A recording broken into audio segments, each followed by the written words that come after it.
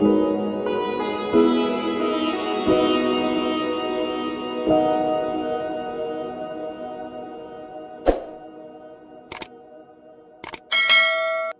நிறைய பேர் இருக்கிறீங்க, தனிப்பட்ட முறையில் நண்பர்கள் இருக்கீங்க. என்கிட்ட ஒரு நீங்கள் எழுத்தாளன்றீங்க, நீங்கள் என்ன புத்தகம் எழுதுனீங்கன்னு கேட்டுட்டு அப்புறம் என்கிட்ட பேட்டி எடுத்த நண்பர்கள் இருக்காங்க. அந்த மாதிரி இருக்கிறவங்க வேற. ஆனால் ஒரு விஷயத்திற்குள் நாம் நுழைவதற்கு முன்பாக அதை பற்றிய முழு தரவுகளையும் தெரிந்து கொண்டு அதுக்குள்ளே இறங்கணுங்கிறதுக்காக அவ்வளோ ஒரு கிரவுண்ட் ஒர்க் பண்ணக்கூடிய ஒரு பத்திரிகை ஊடகங்களாக நான் அவரை புரிந்து கொண்டேன். அந்த அடிப்படையில் இந்த கட்டுரையை எழுதும்போது கூட நிறைய நேரங்களில் கூப்பிடுவாங்க, சின்ன சின்ன விஷயங்களை சொல்லுவாங்க. எனக்கு அவ்வளோ முக்கியமான அது ஒரு வெளிச்சமாக அந்த விஷயங்கள் தெரியும். அந்த மாதிரியாக சுஜாதா தோழர் அவங்க ராம்குமாரனுடைய அந்த மரணம், அதில் என்ன மர்மம் இருக்குன்னு எனக்கு இன்னும் புரியலன்னு வச்சுங்களேன். சாவு, அந்த சாவை பற்றி அவங்க குறிப்பிட்டிருக்கக்கூடிய அதை கூட முக்கியமான அவங்களுடைய பங்களிப்பு தான். அப்படியான ஒரு தோழர் இந்த குருமூர்த்தியை பற்றி எழுதியிருக்கக்கூடிய கட்டுரை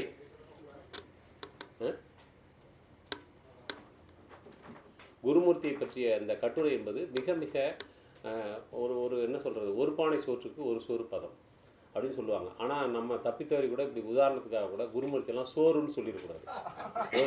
ஒரு பெரிய ஒரு நஞ்சு கிடங்குல ஒரு துளி அப்படின்னு வேணால் சொல்லலாம். நீங்கள் இது என்னன்னா, எப்படி ஒரு சாதி என்பதை ஒரு மூலதனமாக அதுதான் அவர் சொந்த அனுபவத்தில் தான் அவர் சாதி ஒரு மூலதனமாக சமூக மூலதனமாக பயன்படுத்த முடியுமான்ற பரிசோதனை அவர் அது சொந்த அனுபவத்தில் தான் அவர் பண்ணி பார்த்துருக்கிறார், நான் புரிஞ்சுக்கிறேன். இப்போ சாதி என்பதை ஒரு சமூக மூலதனமாக வைத்துக்கொண்டு அந்த சாதியையே ஒரு வலைப்பின்னலாகவும் உருவாக்கி கொண்டு அதன் வழியாக தங்களுடைய செல்வாக்கு மண்டலத்தை எப்படியெல்லாம் அவர்கள் விரிவுபடுத்தியிருக்கிறார்கள் என்பதை நமக்கு ஒருவர் மூலமாக அவரை மட்டும் நமக்கு மேக்னிஃபை பண்ணி காட்டுறது மூலமாக இதுதான் இந்த சாம்பிள்லேருந்து நீங்கள் மற்றவங்களையெல்லாம் கனெக்ட் பண்ணிக்கணும் அப்படின்னு சொல்லி நமக்கு கொடுத்துருக்கிறது தான் இந்த ஒரு விஷயமாக நான் புரிந்து கொள்கிறேன்.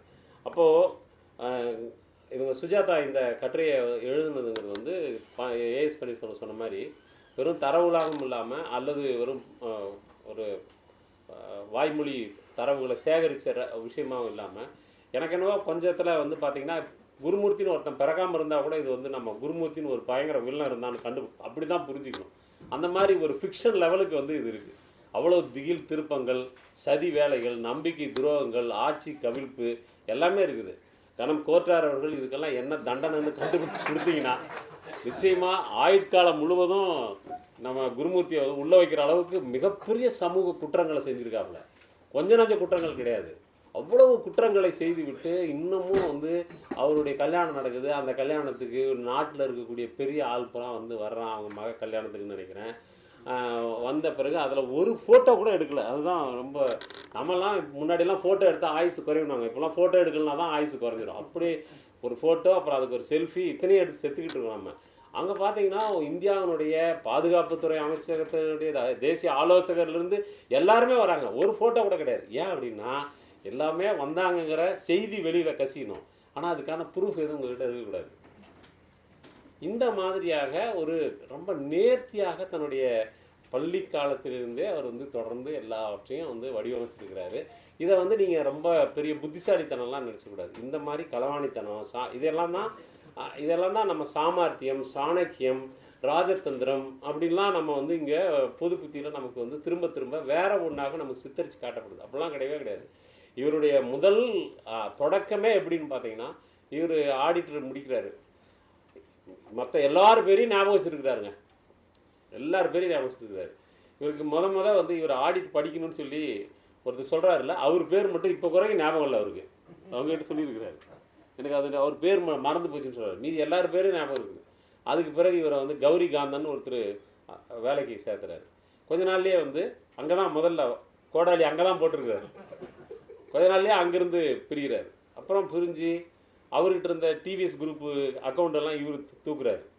இப்படியே ஆரம்பித்து கடைசியாக எங்கே நிற்கிறாருன்னா துக்ளக்கு தூக்குறது வரைக்கும் இப்போ நான் வெறும் இவ்வளோதானா குருமூர்த்தி, இந்த கட்டுரைக்கு அப்புறம் நல்லவனாயிட்டான் அப்படின்னு நினச்சி தேர்னா இப்போ அதுக்கு மேலே இன்னும் 2 புத்தகம் இப்படி போடலாம். அப்படி குருமூர்த்தியை பற்றி இணைய வழிகளில் அவ்வளோ விஷயங்கள் இருக்குது.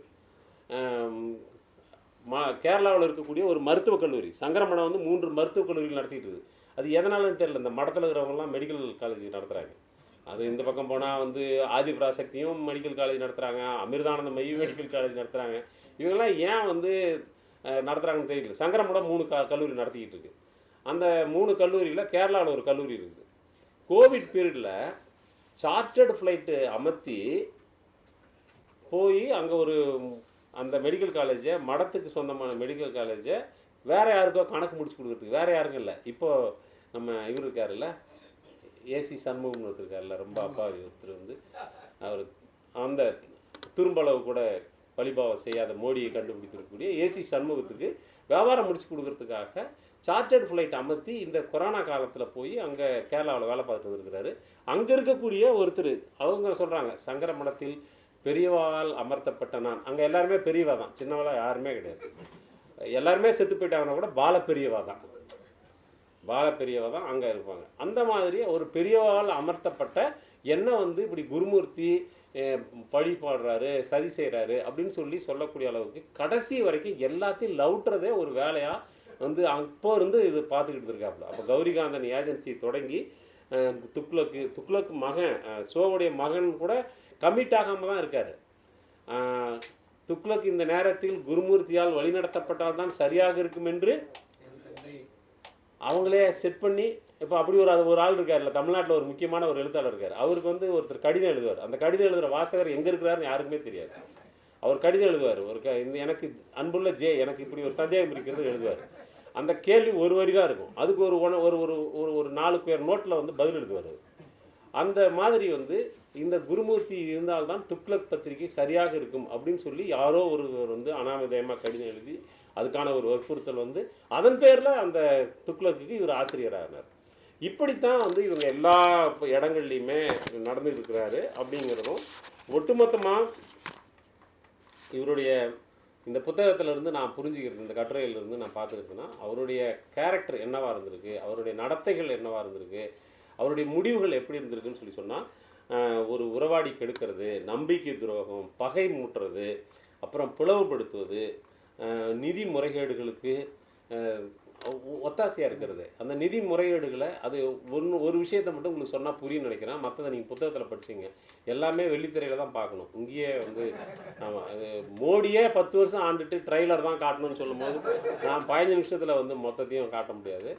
அப்போது வந்து ஒரு விஷயம் சொல்லணும். ஒரு சாமியார் ஒருத்தர் இருக்கான். அந்த சாமியார் வந்து அவன் ஒரு கட்சி ஆரம்பிச்சிருக்காங்க. அதுக்கு 74 நாட்டில் கிளை இருந்திருக்கு. ஒரு நாட்டில் குரேஷியாவில் அந்த குரேஷியா சட்டமன்றத்தில் ஒரு ஆள் ஜெயிச்சு வர இருக்கான் அந்த கட்சியிலேருந்து, மகேஷ் யோகி. அந்த மகேஷ் யோகி அவன் வந்து ஒரு அறக்கட்டளை ஆரம்பிக்கிறான். அந்த அறக்கட்டளையோட உறுப்பினர்களாக அவருடைய நெருங்கிய உறவினர்கள் இருக்காங்க. அதனால் நெருங்கிய குடும்ப உறவினர்கள் அறக்கட்டளையில் உறுப்பினர்களாக இருக்கக்கூடாதுன்ற விதிக்கு புறம்பாக இவர் பண்ணியிருக்கிறாரு. அதனால் வருமான வரித்துறை 50 கோடி ரூபா அவங்களுக்கு அபராதம் வச்சிருக்குது. இந்த கேஸை கோயங்காவிட்ட வருது. அவர் கோயங்கா வந்து உடனடியாக, கோயங்காவுக்கு யார் அப்படின்னா குருமூர்த்தி தான் உடனடியாக. நீங்கள் சொன்னீங்கல்ல இன்டலெக்சுவல் குண்டா அப்படின்னு சொன்னீங்கல்ல, அவர் வந்து இன்டலெக்சுவல் குண்டா மட்டும் இல்லை, ஒரு இடத்துல அவர் சொல்கிறார், நாங்கள் இருவரும் கணவன் மனைவி போல் நீண்ட காலம் இருந்தோம்னு சொல்கிறார். அந்த அளவுக்கு வந்து கோயங்காவும் குருமூர்த்தியும் அவ்வளோ நெருக்கமாக இருந்திருக்காங்க. கிட்டத்தட்ட குருமூர்த்தியினுடைய ஒரு 2வது வீடு மாதிரி அல்லது 1வது வீடாக கூட இருந்திருக்கலாம் போல் தெரியுது அவர் சொல்கிறாங்க. அந்த மாதிரி வந்து கோயங்காவுடைய வீடு இருந்திருக்கிறது. இதெல்லாம் தெரிஞ்ச என்னமோ தெரியுதுன்னா பின்னாடி வந்து கோயங்கா குடும்பம் இவரை கடுமையாக வெளியேற்றுவதற்கு பெரிய பாடுபட்டிருக்கிறது. அப்படி வெளியேற்றணும்னு வந்த உடனே தன்னுடைய பிடியிலிருந்து அந்த குடும்பம் தப்பிக்கிறது என்று வந்த உடனேயே அந்த குடும்பத்தை 2ஆக பிளந்து அதில் ஒரு லைன் எடுத்து இன்னொருத்த பக்கம் நின்ட்டான். அப்போ கோயங்கா வந்து அந்த மகேஷ் யோகியுடைய வழக்கை, இந்த பிரச்சனையை வந்து குருமூர்த்திக்கு சொன்னோடனே குருமூர்த்தி என்ன பண்ணுறாருன்னா, இந்து சாஸ்திரங்கள் எங்கே உதவுதுன்னு பாருங்களேன். இந்து சாஸ்திரங்களை பூரா வந்து படித்து இவர் வந்து இந்து சாஸ்திரங்களின்படி ஒருவர் துறவியான உடனேயே அவருக்கு சிவில் டெத் நடந்து விடுகிறது. அதாவது அவர் இறந்துடுறாரு. துறவினாவே வந்து மனித பிறவியிலிருந்து அவர் வந்து செத்துட்டார். செத்த பிறகு துறவி என்று இருப்பவருக்கு பந்தபாசம் எதுவுமே இல்லை. பந்தபாசம் எதுவும் இல்லாத ஒருவர் முன்னால் அந்த அறக்கட்டளையினுடைய உறுப்பினராக இருப்பவர் அக்காவா, தங்கச்சா, பிள்ளையா, பொண்டை யாரும் கிடையாது. அவரை பொறுத்தவரையிலும் அவர் துறவி. ஆகவே இந்த உறுப்பினர்களுக்கும் அவருக்கும் எந்த சொந்த பந்தமும் கிடையாது, எந்த உறவும் கிடையாது. ஆகவே இந்து சாஸ்திரங்களின்படி சிவில் டெத் அடைந்து விட்ட ஒருவரை மீது நீங்கள் இப்படியான குற்றச்சாட்டுகளை சொல்ல முடியாது அப்படின்னு ஆர்கியூ பண்ணுறாரு. அதை பாருங்களேன், நம்ம வருமான வரித்துறை ஏற்றுக்கிட்டு 50 கோடி ரூபாயை தள்ளுபடி பண்ணியிருக்குதுன்னா பார்த்துங்க. அவ்வளோ பெரிய கில்லாடிங்க தான் இப்போ நம்மகிட்ட வந்து மாற்றி மாற்றி தமிழ்நாட்டில் ரைடு எடுத்துனுக்குறாங்க. வந்து சைக்கிள் ஷாப்லேருந்து பஞ்சர் ஓட்ட கடையிலேருந்து எல்லா இடத்துக்கும் வந்துனுக்குறாங்க. அவ்வளோ இந்த மாதிரி 50 கோடியை வந்து தள்ளுபடி பண்ண கில்லாடிங்கன்னு வச்சுங்களேன். அப்போ இவருடைய இது எல்லாமே பார்த்தீங்கன்னா இப்படி உறவாடி கெடுக்கிறது, நம்பிக்கை துரோகம், பகை மூட்டுறது, பிளவுபடுத்துறது, ஆட்சி கவிழ்ப்பு செய்கிறது. ஆட்சி கவிழ்ப்பு எப்படி செஞ்சார் அப்படின்னு பார்த்தீங்கன்னா, ஆட்சி கவிழ்ப்புக்கு ஒரு முயற்சி பண்ணி பார்த்துருக்காங்க. இது ஆட்சி கவிழ்ப்புனா ஏதோ இராணுவத்தில் பண்ணுவாங்க, ஆளுங்கட்சியில் பண்ணுவாங்கலாம் கிடையாது. குருமூர்த்தி பண்ணி பார்த்துருக்காப்புல. யாருக்காக?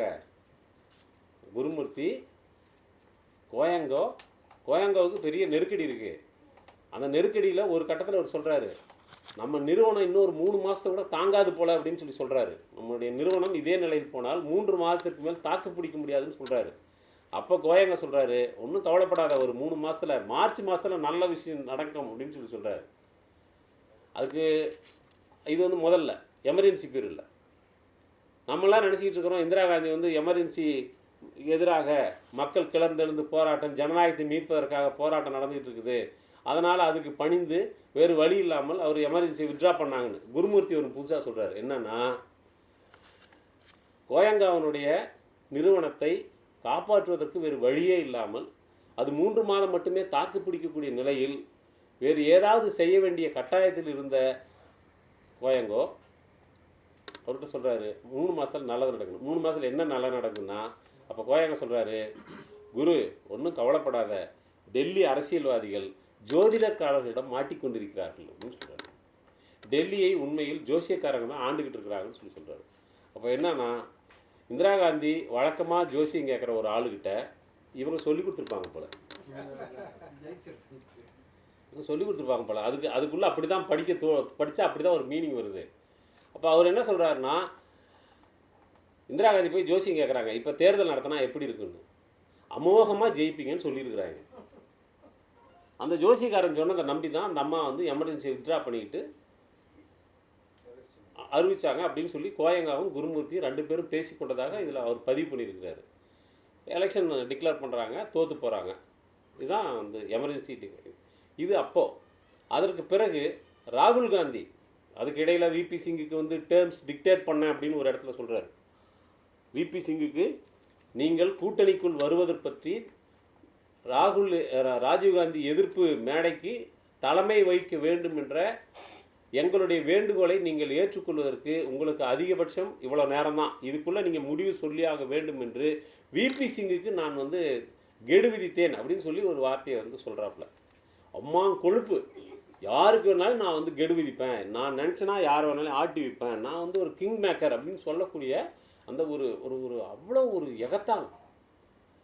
அப்போது இது வந்து விபி சிங் பீரியடில். அதுக்கு பிறகு ராஜீவ்காந்தி பொறுப்பேற்று கொண்ட பிறகு ராஜீவ்காந்தியை அது எப்படியெல்லாம் அவங்க வந்து போய் மற்றதெல்லாம் வந்து நீங்கள் அரசு பொறுப்பு ஏற்றுக்கிறது, அரசியலில் போட்டி போடுறது, இதெல்லாம் தான் வந்து பிராமணர்கள் பண்ணக்கூடாது, அது வர்ண தர்மத்துக்கு. ஃபாரின் போகிறதெல்லாம் அவங்களுக்கு வந்து இப்போ வந்துருச்சு. கடல் தாண்டது பாவம்னு இருக்குல்ல, அதெல்லாம் தாண்டி போய் ராஜீவ்காந்தியை பிடிக்கிறதுக்காக அமெரிக்காவுக்கு போய் அங்கே ஒரு ஏஜென்சியை பார்த்து பேசி அந்த ஏஜென்சியோட டைப் வச்சு அவங்க துப்பறிஞ்சு ஃபேர்ஃபாக்ஸ் சம்மந்தமாக இதெல்லாம் அந்த ஃபேர்ஃபாக்ஸ் நிறுவனத்தோட பேசி போபார்ஸ் ஊழலை பற்றி துப்பறிகிறதுக்கு, இதெல்லாம் பெரிய, அப்புறம் கோட்ரேஜ் பற்றி பேசுகிறதுக்கு, இதுக்கு எல்லாத்துக்குமே பெரிய லிங்க்கு, அது எல்லாமே அந்நிய தொடர்புகள், அதுக்காக வெளிநாட்டு பயணங்கள், இதையெல்லாம் பண்ணுறதுக்கு அவர் எந்த இடத்துலையும் வர்ண தர்மம் எந்த இடத்துலையும் கோச்சிக்கவும் இல்லை, அது வந்து குறுக்கு நிற்கவும் இல்லை. இதெல்லாம் பண்ணுறாரு. பண்ணிட்ட பிறகு அப்போவும் அது பலனளிக்காத ஒரு கட்டத்தில் ஜெயில் சிங்கை ரெடி பண்ணுறாங்க. ஜெயில் சிங்கை ரெடி பண்ணி நீ ராகுல் காந்தியை டிஸ்மிஸ் பண்ணணும். சார் ஏன் இப்போ இன்னும் பதவி ஏற்காதுக்கு முன்னாடி நம்ம ஏன் ராஜீவ்காந்தியை டிஸ்மிஸ் செய்ய வேண்டும் என்று ஒரு ஏற்பாட்டை கோயங்காவும் குருமூர்த்தியும் சேர்ந்து ஜெயில் சிங்கை ரெடி பண்ணி, ஜெயில் சிங்குக்கு அவர் என்ன ஆவாங்க, அந்த கடிதம் நான் என்னன்னு கொடுக்கணும் நீங்களே எழுதி கொடுங்கன்னு கேட்டாராம். அந்த வேலையை செஞ்சுருக்கிறதா எழுதுறாரு. இவங்ககிட்ட ஒப்புதல் வாக்குமூலம் கொடுத்துருக்குறாரு. இதெல்லாம் எவ்வளோ பெரிய சதி வேலை, இதுக்கெல்லாம் என்ன செக்ஷன்னு நீங்கள் பேசும்போது இதெல்லாம் சொல்லுங்கள். இப்போ மட்டும் என்ன வந்து இப்போ இருக்கிற அரசாங்கம் வந்து மாறப்போகுது இன்னும் 10 நாளில். ஏதாவது ஒரு ஏற்பாட்டை பண்ணி இதெல்லாம் இந்த வழக்கை கொண்டு வரணும். அதாவது ஒரு பொதுநல வழக்கு ஏதாவது போட்டு இதெல்லாம் அவரே ஒப்புதல் வாக்குமூலத்தில் கொடுத்துருக்குறாருன்னு இதெல்லாம் செஞ்சு இந்த இந்த இந்த அடுத்த கட்டத்தை நம்ம போகணும். இதை வந்து உண்மையிலேயே அப்போ ஜெயில் சிங்குக்கு ஒரு கடிதத்தை டிராஃப்ட் பண்ணி இவங்க தான் கொடுத்துருக்குறாங்க, மெயிலில் அனுப்பியிருக்கிறாங்க. அந்த கடிதத்தினுடைய ஒரு நகலை இவர் வச்சிருக்கிறார் குருமூர்த்தி. ஜெயில் சிங் கொடுத்த அந்த கடிதத்தின் நகலை இவருடைய அறையிலிருந்து கைப்பற்றப்பட்டிருக்குது. அப்போ அந்த அளவுக்கு இந்த ஆட்சி குவிப்பு இது போன்ற எல்லா குற்றங்களையும் செய்யக்கூடியவராக ஒருவர் இருந்திருக்கிறார் என்றால் அது குருமூர்த்தியாக இருக்கிறது. இந்த குருமூர்த்தி பற்றிய இந்த ப்ரொஃபைலிங் என்பது நமக்கு ஒரு அச்சத்தை உருவாக்குகிறது. என்னன்னு சொன்னால் ஒரு குருமூர்த்தியை கண்டுபிடிச்சிட்டாங்க, எப்படியா சுஜாதா கண்டுபிடிச்சிட்டாங்க. இன்னும் எந்தெந்த சுஜாதா எங்கெங்கே ஒளிஞ்சிருக்கிறாங்கன்றத நம்ம எப்படி புகமூட்டம் போட்டு வெளியில் கொண்டு வரணும். நம்மகிட்ட உண்மையில் அப்படி புகமூட்டம் போடுறதுக்கான ஏற்பாடு இருக்குதா? அவங்க எங்கெங்கெல்லாம் ஊடுருவி போயிருக்கிறாங்க. இதில் இப்போ தொடக்கத்தில் பேசின குமரன் தோழர் சொன்னார், அவங்க எப்படி வந்து சோசியல் இன்ஜினியரிங்கிற பேரில் என்ன பண்ணிக்கிட்டு இருக்காங்க. உண்மையில் இங்கே மதத்தின் பெயரால் பிரிவினையை உருவாக்க முடியாது என்கிற நிலையில் பல்வேறு சாதிய குழுக்களை அவர்கள் அடையாளம் கண்டு அந்த சாதிய குழுக்களிடம் அமைப்புகளை உருவாக்க சொல்லி அந்த அமைப்புகளுக்கு தேவையான நீங்கள் ஒன்றும் இல்லை, இந்த சிவாஜி கணேசன் சாலையில் அந்த அங்கே தானே இருக்குது சிபிஎம் ஆஃபீஸ், இதில் தானே அந்த கமலாலயம் இருக்குது. அங்கே போனீங்கன்னா நம்ம டிஎன்பிசி அப்ளிகேஷன் ஃபார்முக்கு பின்னாடி இருக்கும்ல அத்தனை சாதிகளினுடைய ஜீப்புகள் கார்கள் ஸ்டிக்கர் ஒட்டினது பூரா அங்கே தான் நிற்கிது. அந்த கமலாலயத்துக்கு முன்னாடி எல்லாத்துக்கும் ஒரு காரை கொடுத்து கொஞ்சம் பணத்தை கொடுத்து போய் நீ நம்ம சாதி தான் ஆண்ட சாதி, மீதி எல்லாம் வந்து மாண்ட சாதின்னு பேசு. நம்ம தான் பெரிய சாதி, நம்ம தான் யானைக்கு பிறந்தவங்க, ஒட்டகத்துக்கு பிறந்தவங்க, பெரிய சாதி, அந்த சாதி, இந்த சாதி, சிங்கமே, புலியே, கரடியே, நரியே, ஏதோ ஒன்று பேசு என்று விரட்டி அனுப்பக்கூடிய ஒரு வேலை நடந்து கொண்டிருக்கிறது. இதை வந்து தொடர் சொன்னார்ல, இதே தான் தேவேந்திர குல வேளாளர்கள் மத்தியில் இன்னைக்கு கிருஷ்ணசாமியோட நிலைமை என்ன? கிருஷ்ணசாமி வந்து அவர் அமித்ஷாவை கூப்பிட்டு வந்து ஒரு மதுரையில் ஒரு மாநாடு நடத்தினாங்க. பட்டியலில் இருந்து வெளியேற்றுவது. ஏன் வெளியேற்றணும்?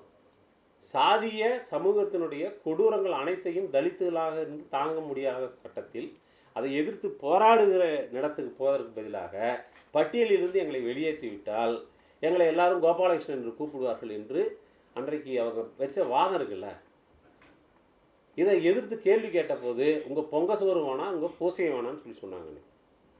இதற்காக தேவேந்திர குல வேளாளர்கள் மத்தியிலேயே சிலர் இருந்து வேலை செய்தார்கள், ஆர்எஸ்எஸ் ஆட்கள் இருந்து வேலை செய்தார்கள். பட்டியல் நீக்கம் செய்யவதுதான் ஒரே தீர்வு என்று அந்த இளைஞர்களை நம்ப வைத்து அவர்களை அதுக்காக தயார் செய்து எவ்வளோ பெரிய ஒரு சமூகத்தில் ஒரு பெரிய பிளவை உருவாக்குனாங்க. ஆர்எஸ்எஸ் அந்த இளைஞர்கள் மத்தியிலே மிக கடுமையாக ஊடுருவதற்கான வாய்ப்பை ஏற்படுத்தி எல்லா வேலையெல்லாம் முடிஞ்ச உடனே இதுக்கு மேலே நீ எங்களுக்கு தேவையில்லைன்னு சொல்லி நீ கலத்தி விட்டாங்கல்ல. இதுதான் வந்து ஓ பன்னீர்செல்வத்துக்கு நடந்திருக்குது. இப்போ 7 ஓ பன்னீர்செல்வத்தோட போய் ராமநாதபுரத்தில் மல்லு கட்டிக்கிட்டு இருக்காப்புல. நீ என்ன ஒரு ஓ பன்னீர்செல்வம் தானா, நாங்கள் எங்ககிட்ட இத்தனை ஓ பன்னீர்செல்வம்னு அவருக்கே வந்து தண்ணி காட்டிக்கிட்டு இருக்காங்க. அப்போது யாரெல்லாம் வந்து அவங்க கையாண்டுருக்குறாங்க அப்படிங்கிறதெல்லாம் நீங்கள் பார்த்தீங்கன்னா தான் இன்னும் அவங்களுடைய வேலைகள் ஒரு இடத்துல நிற்கலை, சமூகத்தில் வேறு இடத்துக்கு வராங்க. இந்த வேறு இடத்துக்கு அவங்க யாரெல்லாம் எப்படியெல்லாம் தயார் பண்ணி அனுப்புகிறாங்கிறதுக்கு ரொம்ப ஒரு கேந்திரமான ஒரு பயிற்சி பட்டறையை போல் சங்கரமடம் இருந்துக்கிட்டு இருக்கு. இந்த சங்கரமடம் வந்து நம்ம அதுக்குள்ளே வந்து போகிறதே இல்லை. நம்ம என்ன கருமத்துக்கு போகிறோம் அது வேறு விஷயம். ஆனால் அது என்ன செஞ்சுக்கிட்டு இருக்குங்கிறத பற்றின ஒரு சோஷியல் ஆடிட்டிங் என்பது நமக்கு தேவைப்படுது. இப்போ அதை பற்றிய கேள்வியை வந்து 2-3 இடத்துல சுஜாதா வந்து எழுப்பி போகிறாங்க. சங்கரமடத்துக்கும் குருமூர்த்தி வந்து முக்கியமான முடிவுகளை எடுக்கும்போது சங்கரமடத்துக்கு போகிறது, அங்கிருந்து சில முடிவுகளை பெற்றுக்கொண்டு அவர் வந்து களத்துக்கு திரும்புறது, இது போன்ற விஷயங்கள்லாம் வந்து அதில் வருது. இதில் இவர் முடித்து கொடுக்கக்கூடிய நிதி நிறுவனங்கள் அல்லது பெரிய தொழில் குழுமங்கள் இவங்களுக்கு இடையிலான பஞ்சாயத்துகளை தீர்த்து கொடுக்கும்போது அதுக்கு பிரதிபலனாக கிடைக்கக்கூடிய தொகையை ஆர்எஸ்எஸ்க்கு கொண்டு போய் கொடுப்பது.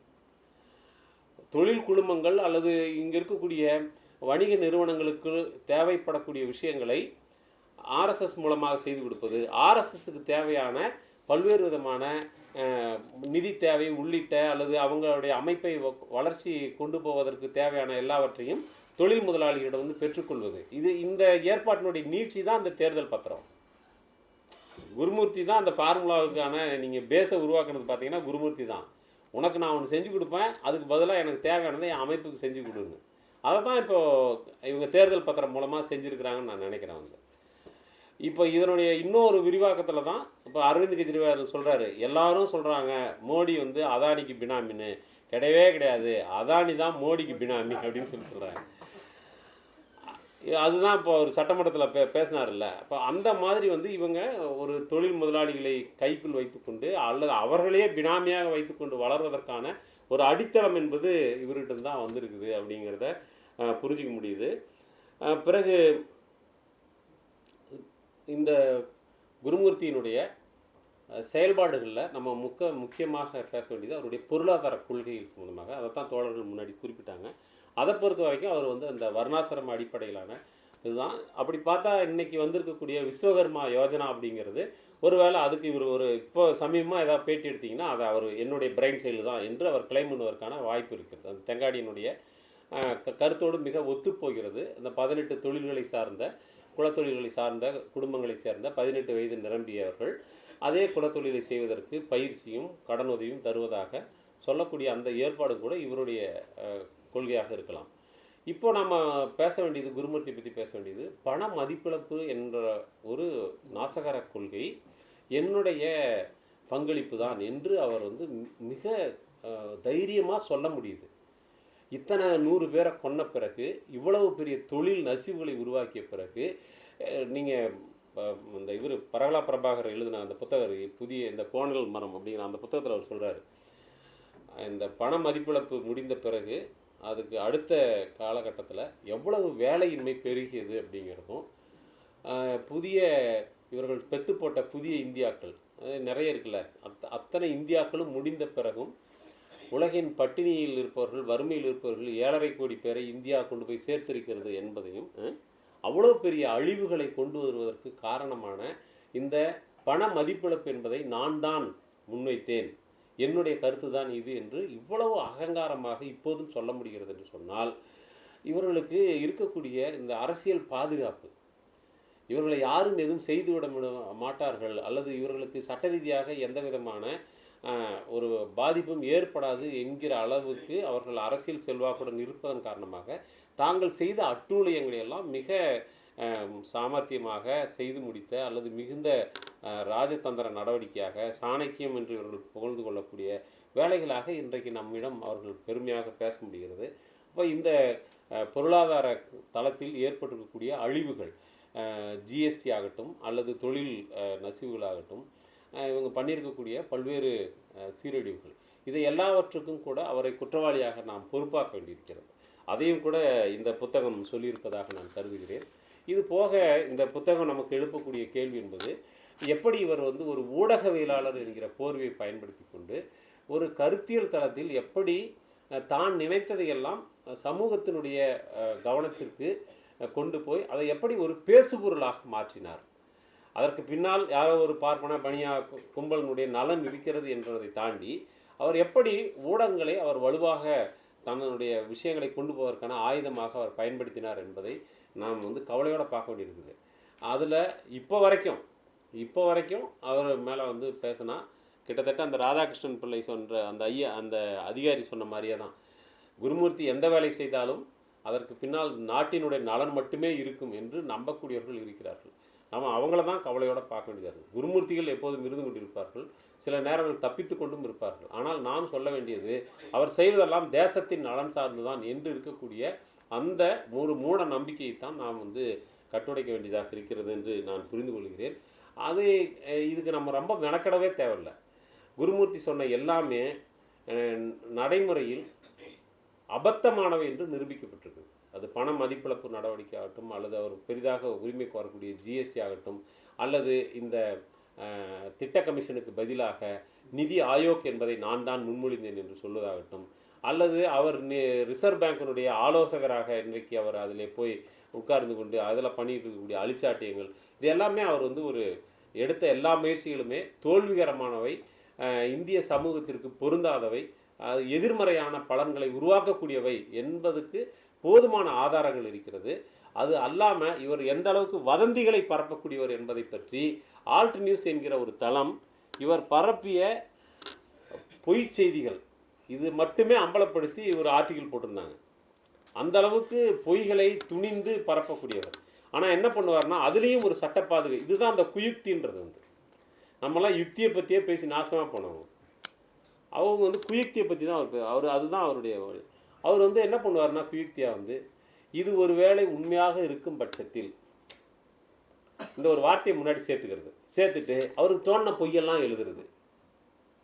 இந்த மாதிரி அவர் அடுத்தடுத்து பல பொய்களை ட்விட்டரில் அவர் எப்படி ஷேர் பண்ணார், அது எல்லாம் எப்படி உண்மைக்கு மாறானவை என்பதை அவர்கள் சொல்லியிருக்கிறார்கள்.